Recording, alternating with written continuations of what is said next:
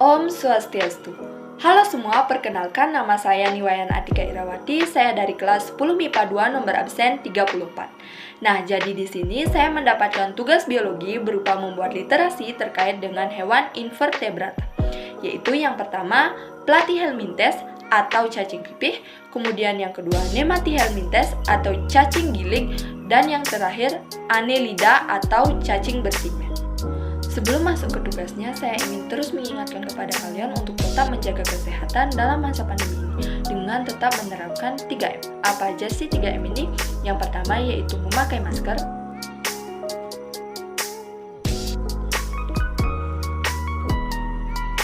yang kedua menjaga jarak, dan yang terakhir mencuci tangan. Karena dengan menerapkan 3M ini kita bisa membantu menurunkan lonjakan COVID-19 yang ada di Bali maupun di Indonesia. Sebelum itu, kalian tahu nggak sih apa itu hewan invertebrata? Invertebrata atau kerap disapa dengan avertebrata adalah hewan yang termasuk ke dalam jenis hewan yang tidak memiliki tulang belakang atau tulang punggung antar ruas-ruas tulang belakang. Nah, langsung saja ke tugasnya. Pertama, kita akan membahas terkait dengan Platyhelminthes atau cacing pipih. Ciri-ciri Platyhelminthes, struktur tubuh Platyhelminthes, klasifikasi, cara reproduksi, contoh, serta peranannya. Kita lanjutkan ke pembahasan yang pertama, yaitu ciri-ciri dari Platyhelminthes, yaitu yang pertama, bentuk tubuh pipih seperti daun, simetri bilateral, triploblastik, acelomata. Kemudian yang kedua, alat pencernaannya berupa rongga gastrovaskuler, ekskresi dengan sel api dan sistem saraf tangga tali.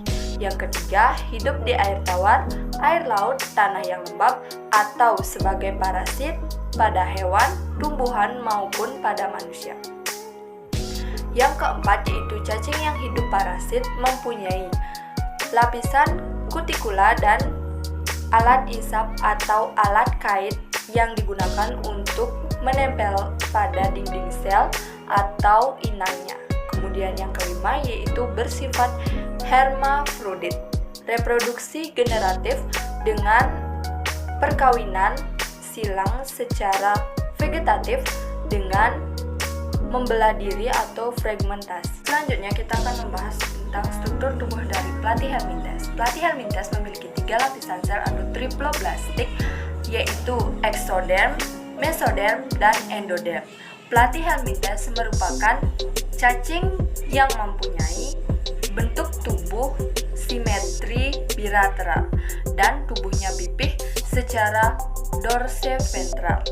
Platyhelminthes tidak memiliki rongga tubuh atau acelom sehingga mereka disebut hewan acelom. Klasifikasi dari Platyhelminthes. Platyhelminthes dibagi menjadi 3 kelas yaitu sebagai berikut. Yang pertama yaitu kelas Turbellaria, yang kedua kelas Cestoda, yang ketiga kelas Trematoda.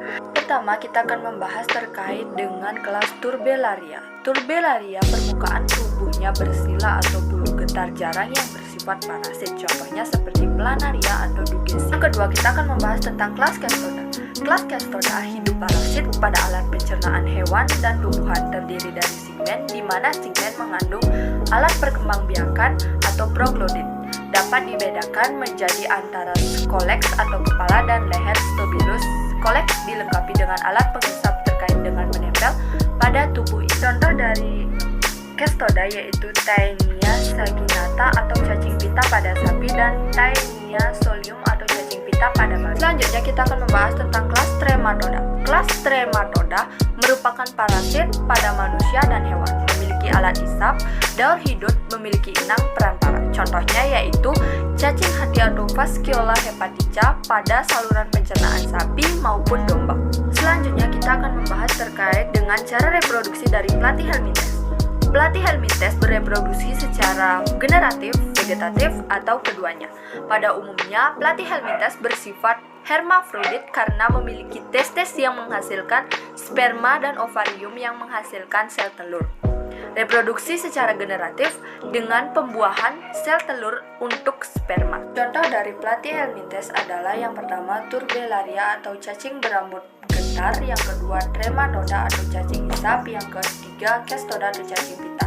Perannya umumnya Platyhelminthes merupakan cacing yang merugikan karena bersifat parasit pada manusia dan hewan. Namun terdapat spesies Platyhelminthes atau cacing pipih yang tidak merugikan manusia ataupun hewan, yaitu Planaria. Planaria memiliki peranan yang dimanfaatkan sebagai makanan ikan. Pembahasan yang kedua yaitu tentang Nemathyhelminthes atau cacing giling.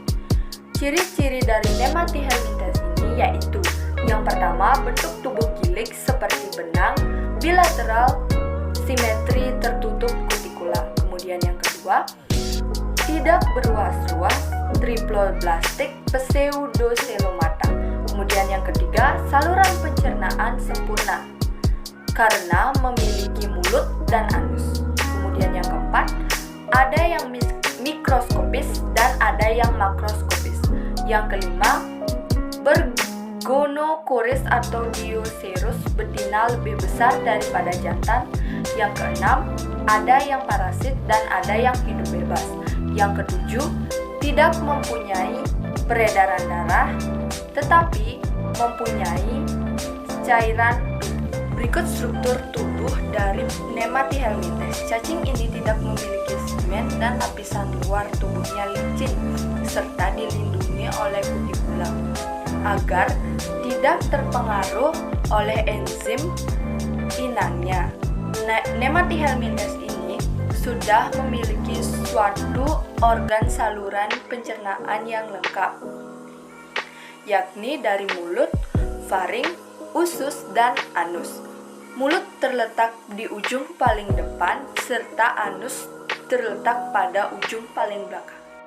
Klasifikasi dari Nemathyhelminthes dibagi menjadi dua kelas, yaitu yang pertama nematoda dan yang kedua nematophora.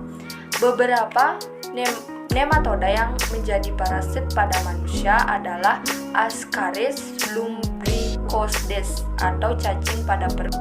Nemathyhelminthes umumnya bereproduksi secara seksual karena sistem reproduksinya bersifat gonokoris, yaitu alat kelamin jantan dan betinanya terpisah pada individu yang berbeda.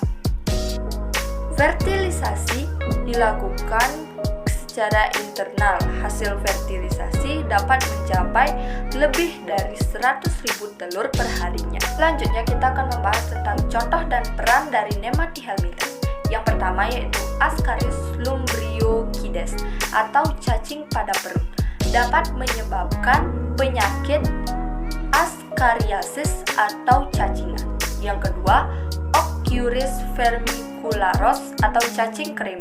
Cacing ini dapat melakukan autoinfeksi, yaitu bagi penderita dapat menularkan infeksinya tersebut. Pembahasan yang ketiga atau yang terakhir yaitu tentang Annelida atau cacing bersegmen. Ciri-ciri dari Annelida yaitu yang pertama, bentuk tubuh bulat panjang, bersegmen-segmen, simetri bilateral, dan triploblastik celomata. Yang kedua, dikenal juga sebagai anulata, yaitu cacing bersegmen. Yang ketiga, tubuh hewan ini memiliki segmen dan setiap segmen disebut metameri atau memiliki sistem saraf, pencernaan, reproduksi, serta memiliki sistem ekskresi. Yang keempat, reproduksi secara seksual dan aseksual, termasuk hewan hermafrodit. Struktur tubuh dari Annelida. Annelida memiliki 3 lapisan embrionik, yaitu ektoderm, mesoderm, dan endoderm. Annelida sendiri sudah memiliki rongga tubuh sejati atau celomata. Segmentasi pada Annelida membagi otot dinding tubuh dan juga menyekat rongga tubuh. Parapodia dengan sejumlah seta atau rambut. Parapodia merupakan pelebaran dinding tubuh yang pipih. Klasifikasi dari Annelida. Annelida dibagi menjadi 3 kelas, yaitu yang pertama kelas Polychaeta atau berambut banyak. Setiap segmen dilengkapi dengan parapodium atau kaki berdaging dan seta. Contohnya yaitu Nereis virescens. Selanjutnya yang kedua yaitu kelas Oligochaeta atau tumbuh bersegmen. Contohnya yaitu Lumbricus terrestris atau cacing tanah. Selanjutnya yang ketiga atau yang terakhir yaitu kelas Hirudinea atau tidak mempunyai rambut dan parapodium. Contohnya yaitu lintah dan macam. Reproduksi Annelida terjadi secara seksual ataupun secara aseksual.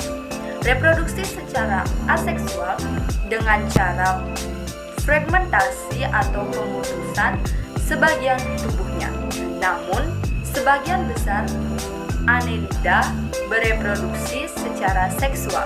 Contoh dan peranan dari Annelida yaitu yang pertama cacing wawu atau Lecidis sp dan cacing palulu atau Eunis viridis sebagai bahan makanan. Kemudian yang kedua, Tubifex sp sebagai bahan makanan ikan dan burung.